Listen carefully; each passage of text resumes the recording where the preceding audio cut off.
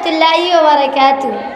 आदरणीय अध्यापिकाओं एवं मेरे प्रिय साथियों, उपस्थितगण, जब से इस धरती पर हमारे नबी सल्लल्लाहु अलैहि वसल्लम का जन्म हुआ है, उस समय से लेकर अब तक कितने ही विद्वान इस धरती पर जन्म लिए।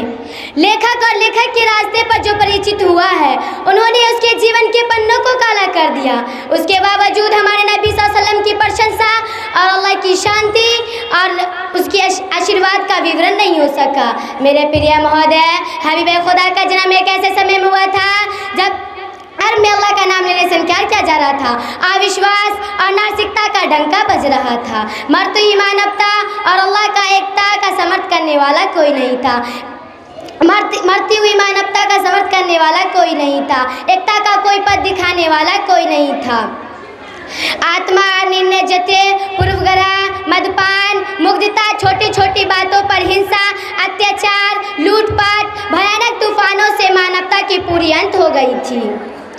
भारतीय मंदिर जहाँ जन्म हुआ और ध्यान शास्त्र वेदांत का दीपक जलते थे। पुरोहित, धर्मगुरु, झाड़ फूक, जादू, टोना टोटका का भी खूब प्रकाशित किया जाता था। अविश्वास और अंधविश्वास का दिलो दिमाग पे छाया हुआ था।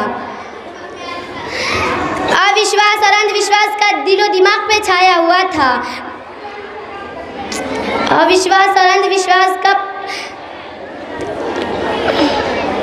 इस कवि ने, इस लेखक इस शब्द में कहा है, मरती हुई मानवता की शैली हर कोने में रो रही है। मानवता की शैली हर कोने में रो रही है। दया की पुतली कब्र में सो रही है। हर दिशा में क्रूरता की झंडे गड़े थे। हर दिशा में क्रूरता के झंडे गड़े थे और पर्दा की पशुता की पर्दा बुद्धि पर पड़ रहे थे।